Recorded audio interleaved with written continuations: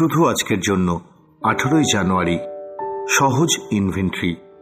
নিয়মিত নিজেদের ইনভেন্টরি নেওয়া মানে আমরা নিজেদের দিকে, নিজেদের কাজকর্মগুলির দিকে, নিজেদের মনোভাবকে এবং সম্পর্কগুলিকে নিয়মিতভাবে দেখবার একটা অভ্যাস তৈরি করি। বেসিক টেক্সট, পৃষ্ঠা নাম্বার 41। দৈনিক ইনভেন্টরি এমন একটা জিনিস যেটা আমরা নিজেদের জীবনকে সহজ করবার জন্য ব্যবহার করতে পারি। সবচেয়ে কঠিন কাজ হলো স্থির করা যে আমরা কিভাবে শুরু করব। এটা কি লিখে করা উচিত? কোন বিষয়গুলিকে আমরা দেখব? কতটা খুঁটিয়ে করব? কখন বুঝব যে কাজটা শেষ হয়েছে? অল্প সময়ের মধ্যেই আমরা সহজ কাজটাকে একটা বিরাট প্রকল্প বানিয়ে ফেলেছি। ইনভেন্টরি নেওয়ার একটা সরল উপায় আছে।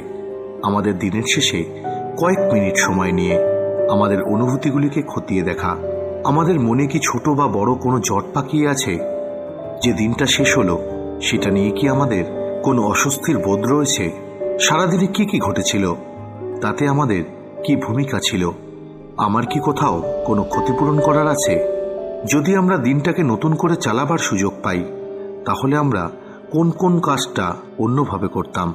ইনভেন্টরি নেওয়ার সময় আমরা আমাদের জীবনের ভালো জিনিসগুলোকেও দেখতে চাই। আজ কোন ব্যাপারটা আমাদের আনন্দ দিয়েছে?